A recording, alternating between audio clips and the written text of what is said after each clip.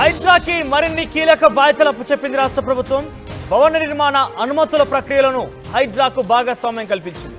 అయితే హైడ్రాకు సంబంధించి ఇప్పుడు ఏవైతే భవనాలకు పూర్తిగా కూల్చివేస్తున్నారో ఎఫ్టీఎల్ బఫర్ జోన్లోనే అంటూ చెరువుల నాళాలను కాపాడే ప్రయత్నం చేస్తోందో, ఈ నేపథ్యంలో కొంతమంది తెలిసి తెలియక హైడ్రా ఏదైతే ఇప్పుడు అంటే ఎఫ్టీఎల్ బఫర్ జోన్లో నిర్మాణాలు చేపడుతున్నారు కాబట్టి టౌన్ ప్లానింగ్ అధికారులతో పాటుగా హైడ్రా కూడా పర్మిషన్ ఇస్తేనే ఇకపైన భవనాల నిర్మాణానికి ముందడుగు పడబోతోంది. లేదంటే హైడ్రా పర్మిషన్ ఇవ్వకపోతే కనుక భవనాల నిర్మాణం చేపడితే డెఫినెట్గా అది ఎఫ్టీఎల్ బఫర్ జోన్లో ఉన్నట్టుగానే భావించి కూల్చివేసే అవకాశం ఉంది. సో రెండు పర్మిషన్స్ తప్పనిసరి. టౌన్ ప్లానింగ్తో పాటుగా హైడ్రా పర్మిషన్ కూడా తప్పనిసరి చేసింది రాష్ట్ర ప్రభుత్వం. హైడ్రా ఎన్ఓసి ఇస్తేనే నిర్మాణాలకి అనుమతులు. ఇక చెరువులు నాలాలు సమీపంలో భవనాలకు హైడ్రా అధికారులు అనుమతులు తప్పనిసరి చేశారు. అక్రమంగా నిర్మిస్తే ఇంటి నెంబర్, నల్లా, కరెంట్ కనెక్షన్లు బంద్ చేస్తామంటూ కూడా అధికారులు తేల్చేస్తున్నారు. భవన నిర్మాణ నిబంధనల సవరణపై ప్రభుత్వం కసరత్తు చేస్తోంది. ఇక హైడ్రా కూల్చివేతలతో జనాల్లో కొంత గందరగోళం నెలకొంది.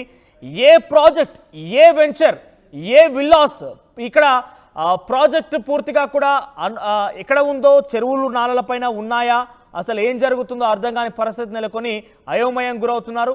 ఇక కొనుగోలుదారులకు కూడా భరోసా కల్పించేందుకు నిర్మాణ అనుమతుల జారీలో హైడ్రాకు భాగస్వామ్యం కల్పించింది రాష్ట్ర ప్రభుత్వం.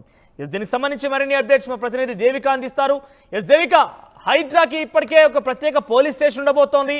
సుమారుగా 15 మంది సిఐని, 8 మంది ఎస్ఐలను కూడా జారీ చేసింది. Revenue, survey, irrigation, town planning అధికారులను కూడా ఇచ్చింది. ఇవన్నిటితో పాటుగా ఒక బిల్డింగ్ ఏర్పాటు చేయాలంటే పూర్తిగా ఇక్కడ హైడ్రా అనుమతి కూడా కావాలి, హైడ్రా ఇచ్చేటువంటి ఎన్ఓసి కూడా కావాలన్నట్టుగా ప్రభుత్వం చెప్పడంతో ఇటు ఏ రకంగా రెస్పాన్స్ అంతోంది? హైడ్రా ఇదివరకు లేని సమయంలో నిర్మించిన విషయంలో ఎటువంటి నిర్ణయం తీసుకునే అవకాశం ఉందా?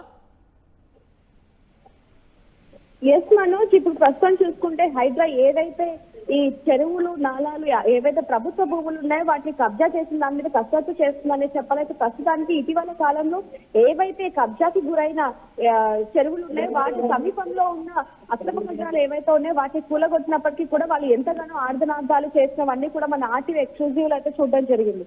ప్రస్తుతానికి కేవలం డిమాలిషింగ్ వరకే హైడ్రా పనిచేస్తుంది అనేది కాకుండా హైడ్రాకు కీలక బాధ్యతలు ఇచ్చారనేది కూడా ఇప్పుడు మనకి క్లియర్ గా అర్థమవుతుంది. భవన నిర్మాణాలకి అనుమతుల ప్రక్రియ కూడా, ఈ ప్రక్రియలోనూ కూడా హైడ్రా కీలక బాధ్యత వ్యవహరించాలి అని చెప్పి ప్రభుత్వం నిర్ణయం తీసుకుంది. హైడ్రా ఎన్ఓసి ఇస్తేనే నిర్మాణాలు మొదలు పెట్టాలి, నిర్మాణాలు మొదలవుతాయి అనేది, అంటే అనుమతులు ఇస్తేనే నిర్మాణాలు చేయాలి అనేది కూడా ఇక్కడ మనకి అర్థమవుతా ఉంది. చెరువులు, నాలాల సమీపంలో భవనాలకు అంటే ఏవైతే ముందు తీసుకున్నారో వాళ్ళకి, అంటే ఇప్పుడు చాలా మంది కూడా చూసుకుంటే ఏవైతే ఇప్పుడు హైడ్రా రంగంలోకి దిగిందో అప్పటి నుంచి కూడా చాలా మంది చెరువులు, నాలాలు కబ్జా చేసిన వాళ్ళు ఎవరైతే ఉన్నారో వాళ్ళు అమ్మేసుకొని వెళ్ళడం జరుగుతుంది. అంటే కొంతమంది అమాయకులు బలవుతున్నారని చెప్పాలి దీనికి. అయితే అక్రమంగా నిర్మిస్తే గనక, ఒకవేళ కనుక ఇప్పుడు కనుక నిర్మిస్తే గనక ఇంటి నెంబర్, నల్ల, అలాగే కరెంట్ కనెక్షన్లు బంద్ చేస్తామని చెప్పి కూడా చెప్పడం జరుగుతుంది. భవన నిర్మాణాలు ఏవైతే ఉన్నాయో ఆ సమీపంలో ఏవైతే ఉన్నాయో వాటికి ప్రభుత్వం కసరత్తు చేస్తుందనేది ఇక్కడ మనకి క్లియర్ గా అర్థమవుతుంది. మనం హైడ్రా కూల్చివేతలో జనాలు గందరగోళంలో పడ్డారని చెప్పాలి. ఒకవైపు చూస్తుంటే మాకు ఇది తెలీదు అని కొంతమంది చెప్పడం జరుగుతుంది. అంటే ఇది బఫర్ జోన్. దీనికి సంబంధించి ఎక్కడ అప్లికేషన్ చేసుకోవాలి, దరఖాస్తు ఎక్కడ చేసుకోవాలి, ఎవరు అప్రూవల్ ఇస్తారు, ఏరియా వైజ్ గా ఉంటుందా, జోనల్ వైజ్ గా ఉంటుందా, ఏ రకంగా దానికి సంబంధించి నిర్దేశించారా? ఇంకా దాని గురించి పూర్తి వివరాలు కూడా తెలియాల్సి ఉన్నాయి. మనోజ్, ప్రస్తుతానికి అయితే దీని గురించి చాలా మంది కూడా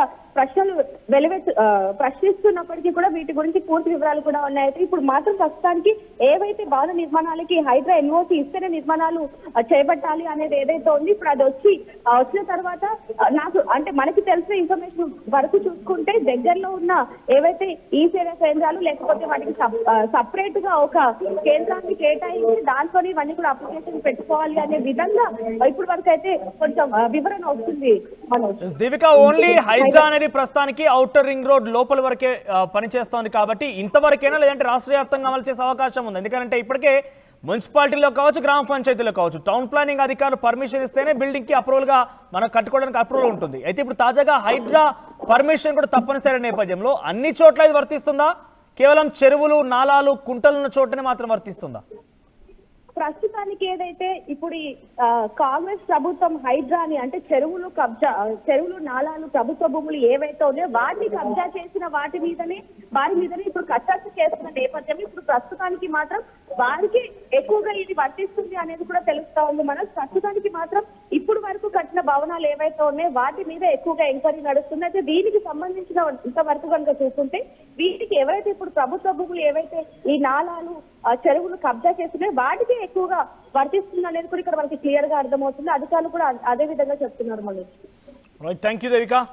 సో మొత్తం మీద ఇప్పటివరకు ఎవరైనా ఇళ్ల నిర్మాణాలు చేపట్టాలి, ఏదైనా ప్రాజెక్టు కొత్త వెంచర్ కావచ్చు, కొత్తగా అపార్ట్మెంట్స్ కావచ్చు నిర్వహించాలనుకున్నప్పుడు టౌన్ ప్లానింగ్ అధికారుల అనుమతి తప్పనిసరిగా ఉంది. తాజాగా హైడ్రా ఏర్పాటు తర్వాత నాలాలు కుంటలు కబ్జా చేస్తున్న వారిపైన ఉక్కుపారం మోపుతోంది. ఈ నేపథ్యంలోనే కొంతమంది కొనుగోలుదారులు తెలిసి తెలియక అటువంటి ప్రదేశాల్లో కొనుగోలు చేస్తున్నారు. కాబట్టి అక్రమాలకు పాల్పడి కొంతమంది బిల్డర్స్ కావచ్చు, కొంతమంది ప్రాజెక్టు ఓనర్లు కావచ్చు అక్రమంగా కబ్జాలు తెరలేపి చెరువులు కుంటలను పూర్తిగా కబ్జా చేసి వాటి స్థానం నిర్మిస్తున్నారు. కాబట్టి అక్కడ హైడ్రా అనుమతి ఉంటేనే ఈ నిర్మాణాలు చేపట్టాలని ఒక నిబంధన రాష్ట్ర ప్రభుత్వం పెట్టుకొచ్చింది. దీని ద్వారా హైడ్రా అనుమతిస్తే నిర్మాణాలు చేపట్టినటువంటి వాటిని కొనుగోలు చేస్తే ఎప్పుడు కూడా ఎటువంటి ఇబ్బంది తలెత్తదు అనేది ఒక ఉద్దేశంగా తెలుస్తోంది. తాజాగా ఇప్పటికే ఒక పోలీస్ స్టేషన్ ఏర్పాటు కూడా చేయబోతుంది ప్రభుత్వం. హైడ్రాకు సంబంధించి కొంతమంది పోలీస్ అధికారులు ఇప్పటికే నియమించింది. 15 మంది సిఐలని, 8 మంది ఎస్ఐలను కూడా నియమించింది. దీంతో పాటుగా మరికొంతమంది రెవెన్యూ అధికారులను కూడా నియమించుకోబోతోంది.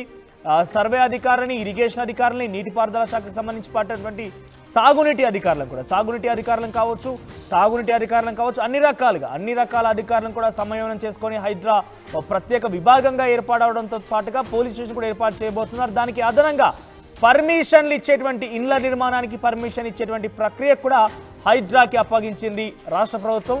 హైడ్రా ఎన్ఓసి ఉంటేనే ఇక్కడ నిర్మాణాలు చేపట్టడం కోసం అనుమతి లభిస్తోంది. ఒకవేళ కనుక హైడ్రా అనుమతులు లేవనంటే మీరు కొనుగోలు చేస్తున్నటువంటి ఇల్లు కావచ్చు, నిర్మించేటువంటి ఇల్లు కావచ్చు, అక్కడ అక్రమం అనేది తేల్చేటువంటి అవకాశం ఉంది. సో డెఫినెట్గా హైడ్రా అనుమతులు తప్పకుండా తీసుకోవాల్సినటువంటి అవసరం ఉందంటున్నారు చాలామంది కూడా.